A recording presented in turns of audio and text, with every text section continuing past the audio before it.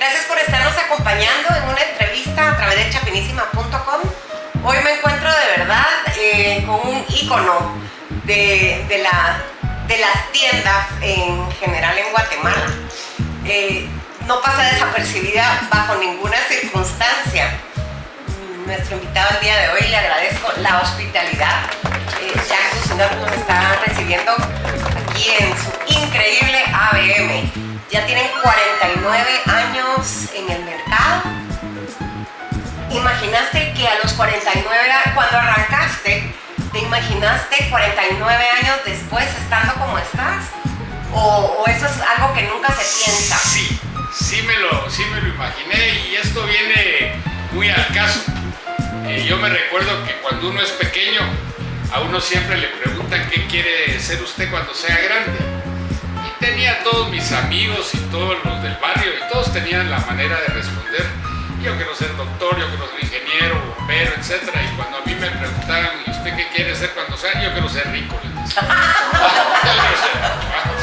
Entonces, yo creo que con el tiempo me fui dando cuenta que para alcanzar ese sueño, de la única manera que se podía hacer era trabajando.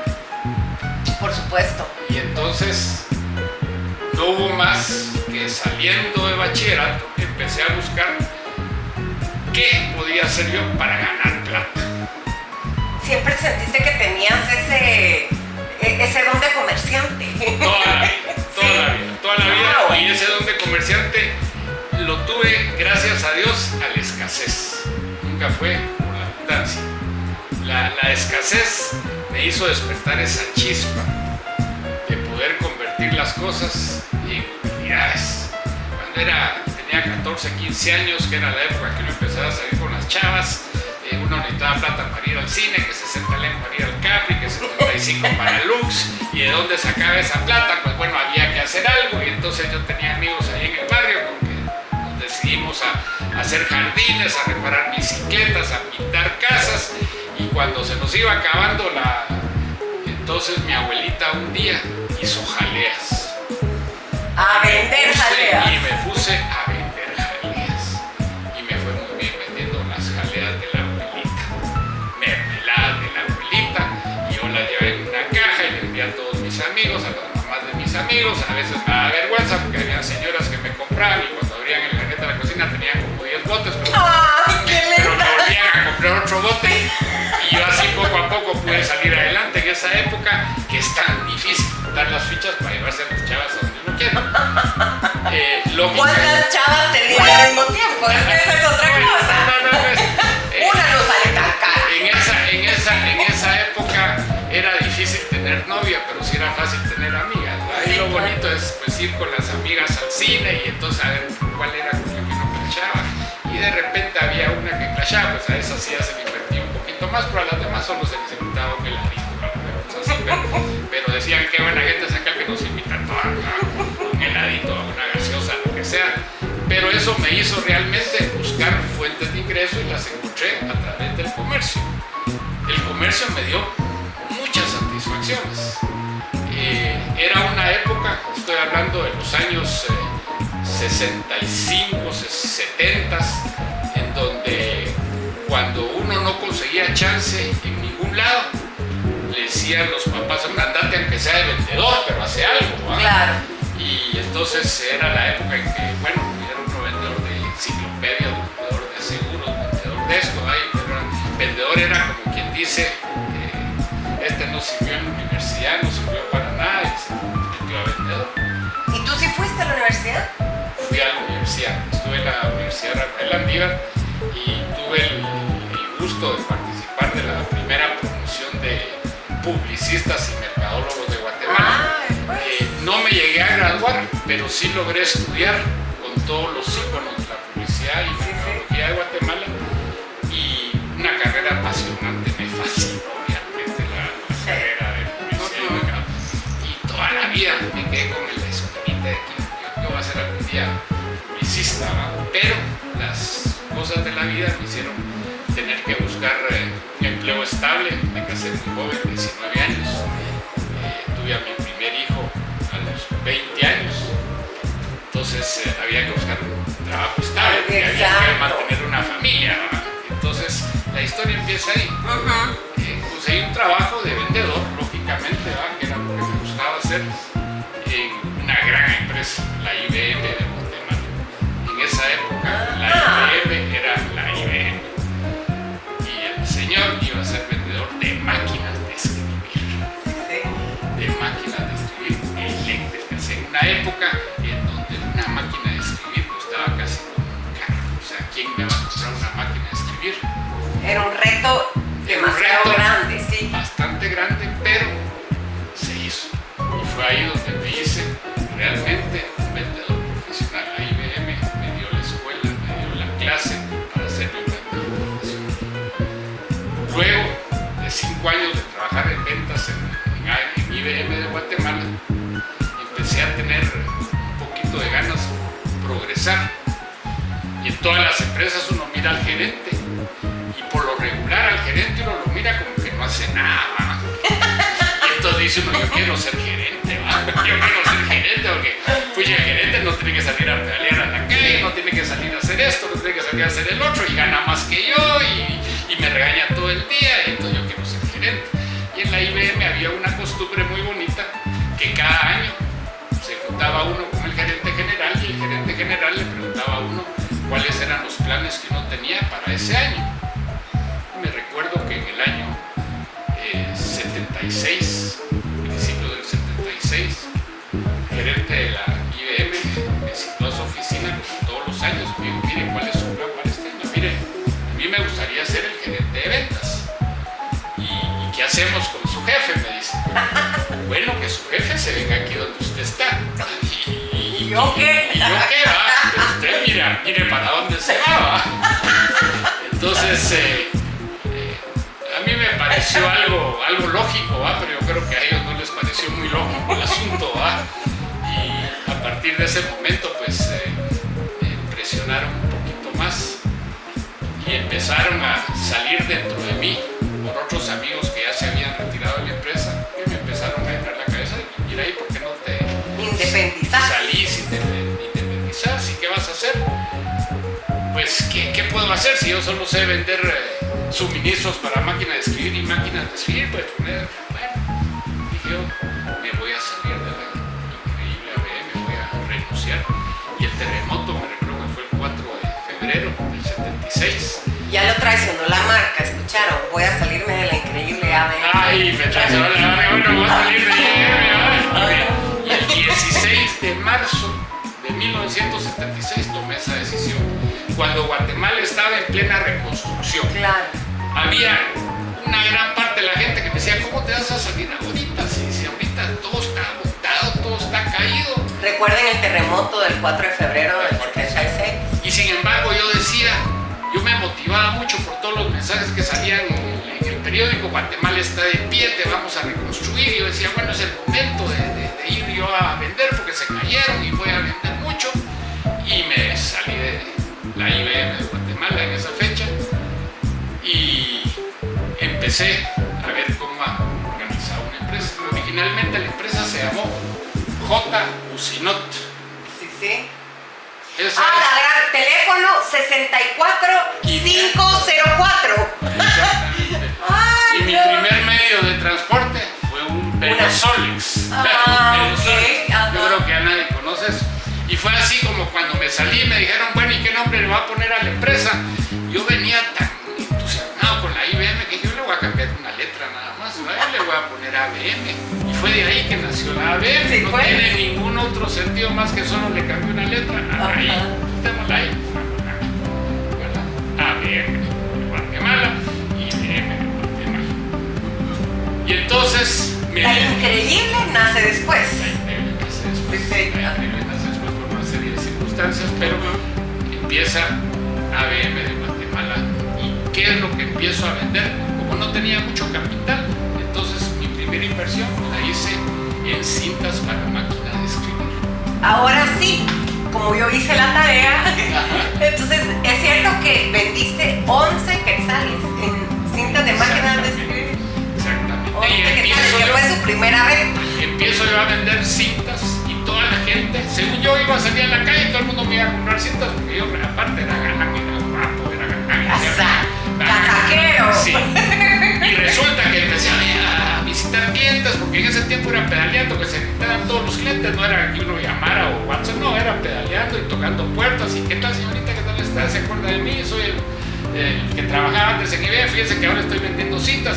Ah, pero no son originales, no, pero es mi marca y que no, y no me compraban las cintas, no me compraban las cintas, imagínense, 16 de marzo.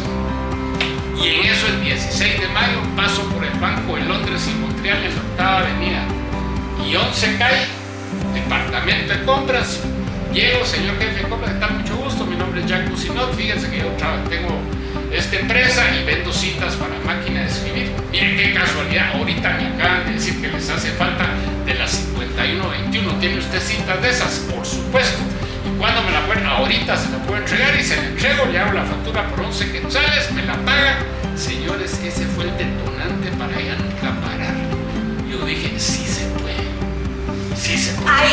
Aquí es donde uno vuelve al origen y uno dice siempre, hay una oportunidad, pero tienes que estar preparado para cuando llega. Así y creo que ese fue tu momento.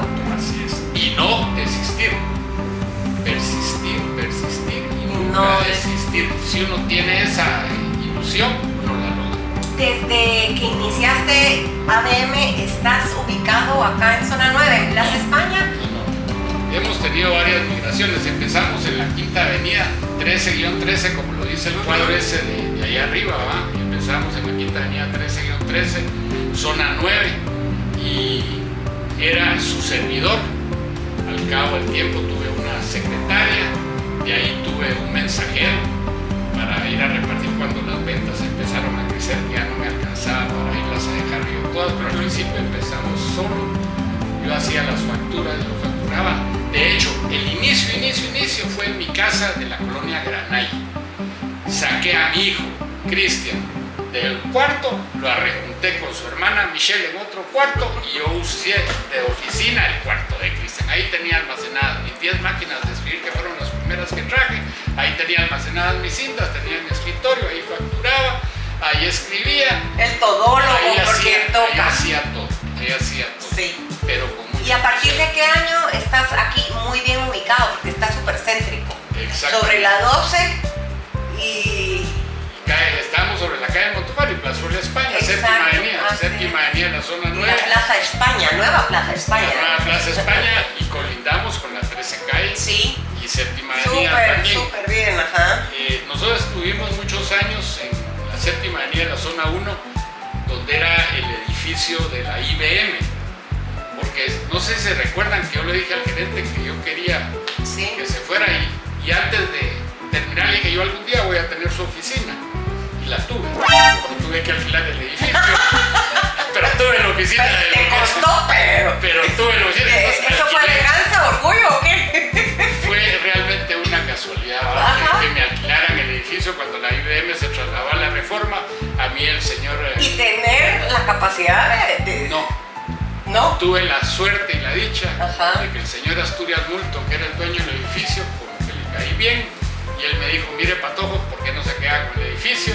En ese tiempo él alquilaba el edificio en 4,000 quetzales, y yo le dije, mire, yo no tengo 4,000 quetzales para pagar. Que eran $4,000.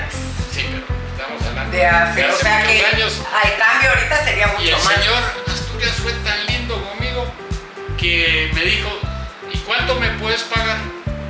Y yo me recuerdo que yo le dije, mire, yo lo más que le puedo pagar son 2,000 quetzales por el edificio completo. Entonces me dijo, mira, y cuando me puedas pagar más, me vas a pagar más. No, es que la gente de antes era Entonces, tan linda. yo le dije, claro que Sí. sí, don Joe. Le dije, cuando me vaya bien, yo le aviso y le pago los 4,000 que usted quiere. Y tuve tanta suerte que empezaron a construir el Centro Capitol atrás del edificio y llegó un señor de apellido Sarluy que me dijo, mire, yo quiero alquilarle unas oficinas, usted no me alquila unas oficinas en este edificio. Y yo le dije, claro que sí, se las alquilo, y él iba a poner cines. Cuando empezaron los cines en Guatemala, iba a poner los cines Capitol, ¿verdad? Y total que le alquilé un piso y me pagan 1,000 pesos, los cuales yo le dije al señor Asturias, mire, me están pagando 1,000 pesos más, se los di. Y de repente me dijo, el mayor negocio de los cines es el alquiló un piso solo para tener los sacos de maíz del Poporopo y me pagó 8,000 pesos. Y entonces vine y le pagué al señor esos 4,000 pesos y él estaba feliz conmigo, yo estaba feliz con él. Y ahí empezó ABM en la zona 1 frente a Guatel. Era Guatel. También súper bien ubicado. Y luego, ¿en qué año se pasan a la zona 9? En 1996 empezaron los problemas en el centro. Problemas de parqueos, básicamente.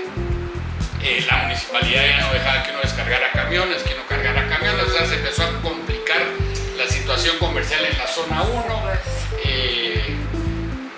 Empezó la gente a emigrar a un nuevo medio que se estaba creando, que eran los centros comerciales. Desgraciadamente nosotros no tuvimos la visión de pasarnos a un centro comercial. Yo dije, no, los centros comerciales no creo que peguen, ¿verdad? Estaba el de la zona 9, el de la zona 4 y empezaban a construir, no me recuerdo cuál fue el otro centro comercial, pero no era aquel boom de que la gente dijera quiero ir a un centro comercial. Entonces yo dije, no, mejor voy a seguir con mis tiendas. En ese tiempo ya tenía yo varias tiendas, no solo la de la Séptima Avenida.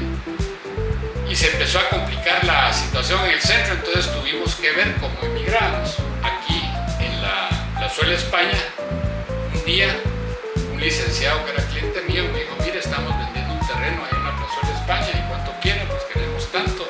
Y dije, ay, mire, y no me vende solo un pedacito. Y de repente, sí, le vendo un pedacito, mire, yo para un pedacito sí tengo para comprarle un pedacito. ¿Y cuánto tiene? Pues tengo tanto, bueno, déjemelo de enganche y veamos el resto. Cuando estábamos a punto de hacer la negociación, me dijo, mire, ¿por qué no se queda con todo el terreno? Es que no puedo, no puedo con todo el terreno. Pero algo debe tener, bueno, que comerciante, yo tenía unas mis casitas, hicimos trueque y total que me quedé con todo el terreno en la Plazuela España. Originalmente, dije yo, lo compré para hacer un centro comercial. Desgraciadamente en esa época fue el famoso golpe de Serrano y se complicó el comercio en el centro.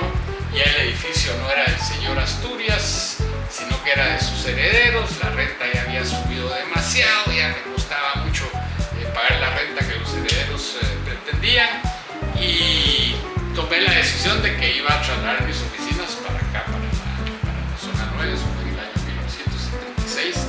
Esto antes era una llantera, y antes de una llantera era un nightclub muy bonito, tanto que cuando compré yo el terreno, están todas las mesas ahí como para donde bailaban las chicas y todo eso.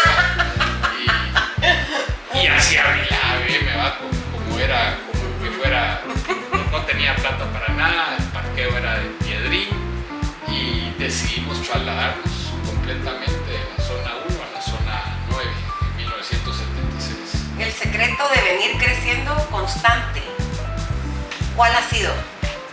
Hay, por ejemplo, muchos negocios se convierten en negocios familiares eventualmente. Correcto. Si no es que la mayoría, ¿verdad? En este caso, en tu caso, has sido tú el que sigue al frente, y eso puede ser que te permita a ti tomar las decisiones que necesitas para que el negocio crezca a un ritmo muy constante. Los negocios no solo es necesario que crezcan, sino que se adapten. Hay un dicho que a mí me pegó mucho, que es el dicho que dice, el que no marcha con el tiempo se marcha. ¡Qué lindo! Muy bien. Qué cierto que es. Y yo vendía máquinas de escribir en un mundo donde ya nadie conoce las máquinas de escribir. Yo vendía cintas para máquina donde ya nadie vende cintas para máquina. Yo estaba frente a una institución que prohibía la venta de teléfonos en Guatemala, y de repente yo me convertí en el mayor vendedor de teléfonos en Guatemala. Yo creo que el secreto está en la adaptación, en irse adaptando al tiempo. Cuando nació el fax, vendíamos faxes, terminó el fax, había que vender computadoras, vendimos computadoras, entonces nos fuimos adaptando a lo que va pasando. O sea, el que no marcha con el tiempo, se marcha con el tiempo. Nosotros empezamos con el comercio electrónico hace 9 años. ¿Por qué? Porque era el tiempo de empezar con el comercio electrónico. Ahorita es el tiempo de la inteligencia artificial, hay que aprender en inteligencia artificial. O sea, uno tiene que ir con el tiempo, aprendiendo con el tiempo. ¿Qué se necesita vender en cada tiempo? Pues eso ya depende del olfato. ¿Qué? ¿Cómo? ¿Dónde? ¿Cuándo? ¿Por qué? ¿Y qué es y para qué sirve? Ajá, Entonces, correcto. ¿qué necesitamos vender? Pues bueno, hay que tener un poquito de olfato para saber qué es lo que el mercado necesita. Nosotros competimos contra los grandes. Es que esa era otra pregunta que yo tenía, porque es una tienda que se ha vuelto icónica en toda Guatemala, o por lo menos en la ciudad de Guatemala, y han nacido a lo largo de todos estos años muchísima competencia. ¿Cómo has hecho para mantenerte vigente? Pues hay que tener el olfato y ver dónde está el nichito ese que nadie ha visto. Ese nicho, porque realmente existen muchas empresas que tienen los nichos fáciles. El nicho fácil, por lo regular, no deja plata. Hay que buscar el nicho ese que deja plata. Por ejemplo, hay cierto tipo de productos que no venden los grandes. Uno tiene que ver qué productos son los que no venden los grandes, ¿verdad? Y entonces nosotros tenemos que orientar nuestra mente a dónde me puedo meter para seguir vigente, dónde puedo trabajar para poder vender, qué líneas le tengo que agregar, qué líneas le tengo que quitar, porque hay líneas que te pueden hacer mucho daño también si uno no está pilas, ¿verdad? Claro, sí. O sea, por ejemplo, aquí hubo una época en que nosotros vendíamos televisores, fuimos los primeros que trajeron Samsung a Guatemala, allá por los años 80, yo traje Samsung a Guatemala, pero hubo un momento en el que no se ganaba dinero vendiendo televisores. De hecho, ahorita no se gana dinero vendiendo televisores. Entonces, pero puede ser un gancho para que le compren a uno sí, otros productos, ¿sí o no? Sí o no, porque cuando los márgenes bajan, para mantener una empresa uno tiene que cubrir sus márgenes. Claro. Y uno tiene que buscar los productos que le van a hacer a uno cubrir sus márgenes. ¿De dónde sale? Porque esta pregunta la tengo desde el principito. El increíble Hulk a bailar en toda esta historia. El increíble Hulk en esta historia sale gracias a mi amigo publicista, que fue quien me visitaba para que yo publicara en aquella época en el diario El Gráfico. Mario Roberto Sandoval se llamaba él, ya murió hace mucho tiempo. Pero me recuerdo que un día llegó a mi oficina y yo en México había comprado unos muñequitos que uno tiraba a la pared y se venían dando vueltas así, clac, clac, clac. Y cuando él llegó a la oficina me dijo, ¿y esto qué es? Lo traje de México, se lo traje a mis hijos. Y él agarró, ¿y qué hace? Tirarlo a la ventana. Le dije, y él tiró el muñequito a la ventana y ¡pac! Se venía en la ventana, ¿va? Y no se quedaba, ¡oh, lo que bonito vos! ¡Qué increíble! Me dijo, ¿va? Entonces él me dijo, ¡qué increíble! Y de repente él fue el que dijo, ¡ya estamos! La increíble ABM. Porque todo el mundo hablaba de precios bajos, todo el mundo hablaba de México, vos vas a hacer la increíble. Y le dije, yo está bien, lo acepté y empezamos a hacer anuncios con un folk que ponían la increíble, precios increíbles. Y empezamos a trabajar precios increíbles. Y en eso pues empezó a agarrar fuerza el folk, de ahí vinieron los Atari, nosotros vendimos Atari, vendimos Activision, vendimos Commodore, todo lo que era la moda de ese tiempo, los juegos electrónicos.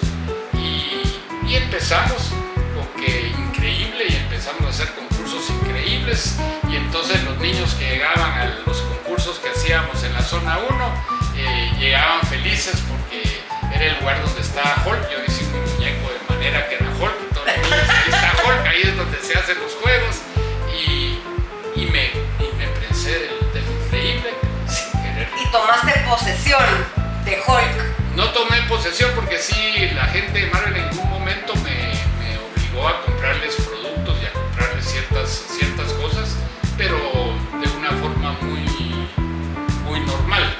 Y posteriormente pues cambiamos completamente el esquema de Hulk. El Hulk que tenemos ahorita no es el Hulk original, sino que ya es una versión chapinizada, ya es a la Tortex, como dicen, ¿va? Ya es un Hulk a la Tortex, ya es un Hulk que nosotros hemos ido modificando. Claro. Lo que sí nos quedamos fue con la palabra increíble, que cualquier persona la puede utilizar, ¿verdad? Claro.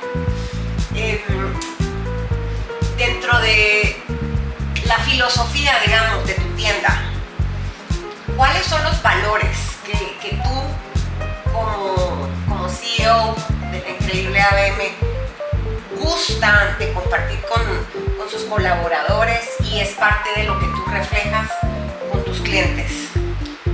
Bueno, lo más importante es confianza. O sea, aquí todo el personal de la tienda tiene mi confianza. Tiene mi confianza. O sea, nadie aquí en la tienda puede decir que yo no confío en ellos. Yo confío en todo. Yo confío en mis clientes. Si tú eres cliente y tú venís y me dices, mira, te compré esta licuadora y me salió mala, no tengas pena, quítala. Yo confío. Yo creo que la filosofía de la empresa es la confianza. Luego, la honestidad. Esta es una empresa en donde realmente los costos que tenemos por pérdidas por parte de nuestros empleados son mínimos. Aquí cualquier empleado que necesita algo me lo puede decir con toda confianza. Me gustaría llevarme una plancha de pelo, y a esa yo la pago cuando quiera, y si no la puede pagar en mi país, me regalo. O sea, creo que... O se la descuento a plazo todos los meses de su cheque. Pero nos hemos ido convirtiendo en una familia. Aquí yo me atrevería a decir que el 90% de los empleados tienen más de 10 años de estar con nosotros. Entonces ya somos una familia que nos queremos, nos comprendemos, vivimos como en familia. De hecho, la empresa es una familia y nuestros clientes son parte de la familia, son esa parte de la familia que nos ayuda a crecer. Los queremos. ¿Y quién es el Hulk de la familia? Aquí está el Hulk. Aquí está el Hulk de la familia, claro que No sí. es él cuando se disgusta. Ya no me disgusto, antes me disgustaba mucho, ahora ya la tomo. La filosofía de la vida le va enseñando a uno que hay una etapa para ser incendiario y otra etapa en la que tiene que ser uno bombero. Ahorita ya soy bombero completamente. Pues con este bombero hemos logrado una alianza a través de chapinísima.com y parte de ello se nota en esa visión, porque si bien es cierto, estamos todos hoy por hoy subiéndonos al barco del e-commerce, de la venta en línea, etcétera, ¿verdad? Y no importa cuántas ventanas, cuántas puertas tengas, cuántos canales de venta en línea tengas, todas tienen una oportunidad de ser una buena opción. Así es que de verdad vuelvo y te reconozco esa visión como empresario que tienes. Si tuvieras que darle un consejo a los jóvenes emprendedores de hoy, que así como tú en algún momento te movió la necesidad, ¿qué podrías tú decirle a los jóvenes que tienen tal vez alguna idea de emprender o que no les queda otra más que salir a vender en lo que están estudiando en la universidad, si es que tienen ese chance? Fíjate que es una de las preguntas más fáciles que me han hecho, porque estamos en la época más fácil. Realmente cualquier persona que tenga una necesidad en este momento no tiene de qué preocuparse. Realmente es el único momento en la historia en donde uno puede empezar una gran empresa con nada. Uno solo tiene que invertir su tiempo, su inteligencia, su espíritu, su constancia. O sea que si un joven tiene una necesidad, aquí uno puede comprar cosas en la zona 18 y venderlas en la zona 21 y uno ya se ganó lo de la camioneta y le queda todavía para el sándwich. O sea, Guatemala es un territorio en este momento tal vez lo más fértil que yo he visto para el área comercial. Para el área comercial, cualquier persona puede tener la capacidad de abrir una subpágina, transferir todos ustedes, chapinísimo.com, tienen una aceptación maravillosa en toda Guatemala y tienen también ya años de estar trabajando. Pero eso no quiere decir que cualquier persona no pueda ser afiliado a Chapinísimo. Por supuesto. Todos se pueden afiliar a Chapinísimo y pueden ganar un pellizco de lo que vendan. ¿Y a quién le van a vender? Más bien su mercado, ¿verdad? En mi época, cuando uno le decían sé vendedor de enciclopedias, ¿por qué lo contrataban a uno a vender enciclopedias? Porque por lo menos una enciclopedia le vendía uno a la familia, ¿verdad? Entonces, si contrataban 1000 vendedores, vendían 1000 enciclopedias. Esa era En cambio, en este momento, cualquier persona se puede anclar a cualquier buena página de internet página, utilizar el famoso dropshipping y tener un negocio donde puede ofrecer 1000 productos, 2000 productos, 3000 productos. Todo está en su inteligencia, en su capacidad y en su constancia. En la preparación, y también hay muchas maneras gratis, digamos, de aprender, ¿verdad? Ahora sí, la información está a un clic, al alcance de la mano, ¿verdad? Así es que yo particularmente te agradezco muchísimo la apertura, agradezco la confianza que has tenido en chapinísima.com para esta alianza y por supuesto por muchísimos años más de la increíble ABM. Eso esperamos. Gracias, Sí, Char. Chapinísimo también, Por ¿no? supuesto que sí, muchísimas gracias. A usted, Un placer. gracias, Será hasta la gracias. próxima. Gracias por su compañía. Chao. Chapinísima, tu lugar para comprar y confiar. Con alegría y esperanza, tu vida siempre avanza.